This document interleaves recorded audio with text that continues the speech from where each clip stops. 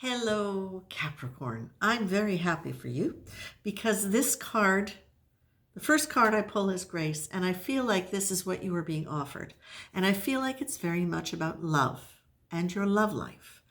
Now, of course, this will not be for all Capricorns.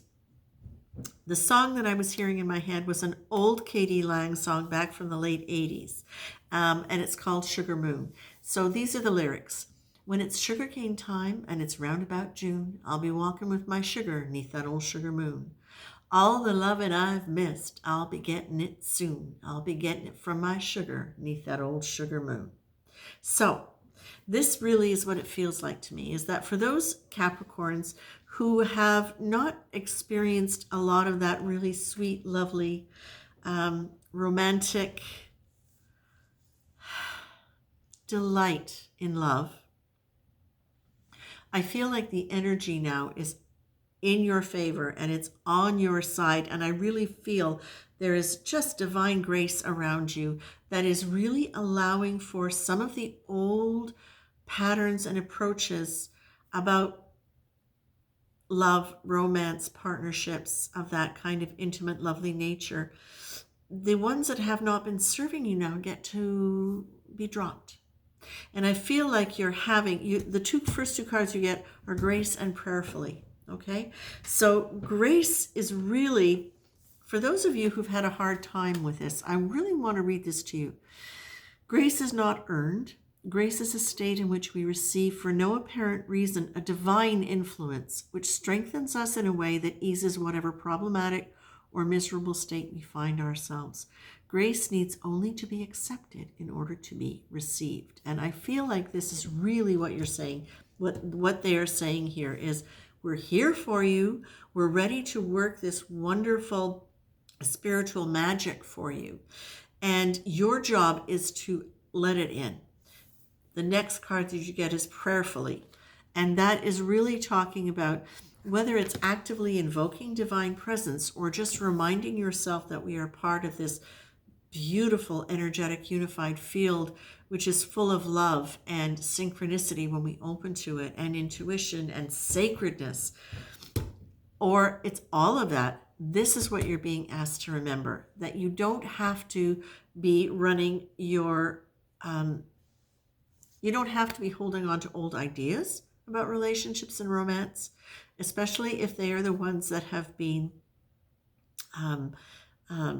disappointed, causing you to feel like it's hopeless or useless.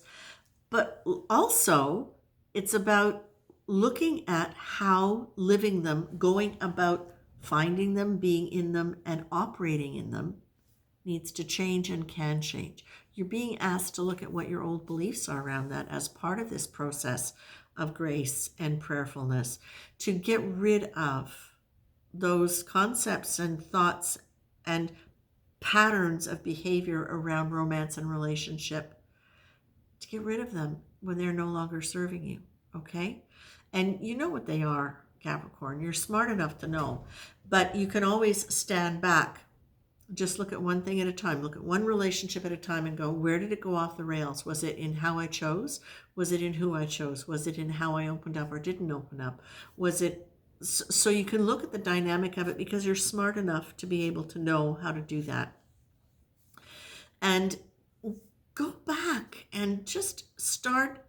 To me, it's like, okay, let's talk about the goddess here. Let's talk about love. Let's talk about Venus. Let's talk about that romantic quality that we associate with the goddess of love, as opposed to the god of love, the goddess of love, that kind of nurturing, lovely, wonderful quality.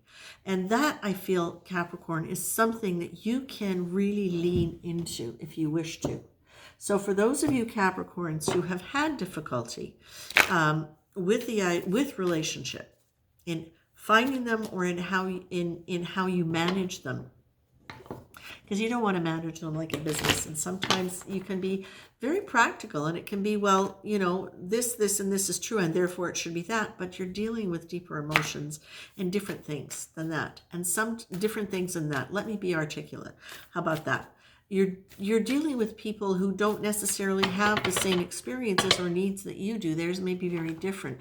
So to assume that this and that 2 plus 2 equals 4, or in your case, 2 plus 2 in your mind might equal 7, and they're going, no, it equals 4. And you're going, but I'm sure it's 7.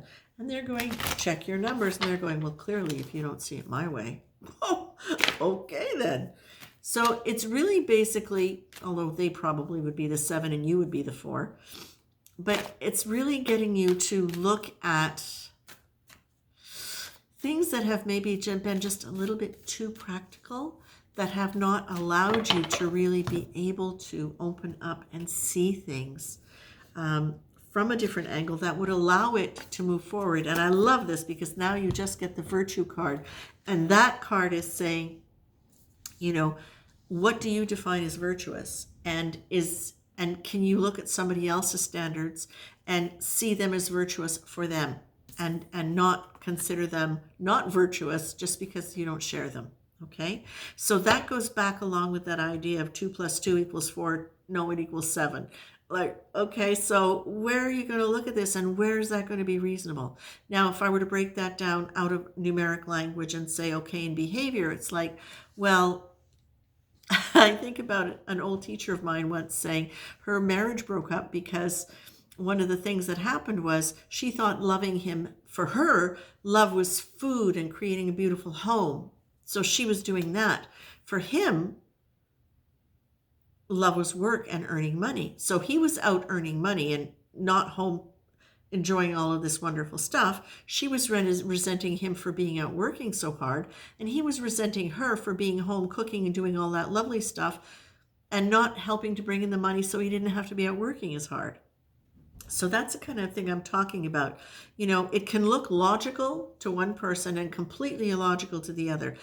You got to leave room for understanding what that is, communicating that, and then moving forward. So that's what I'm saying, Capricorn, is that you may not have always been doing that in your relationships.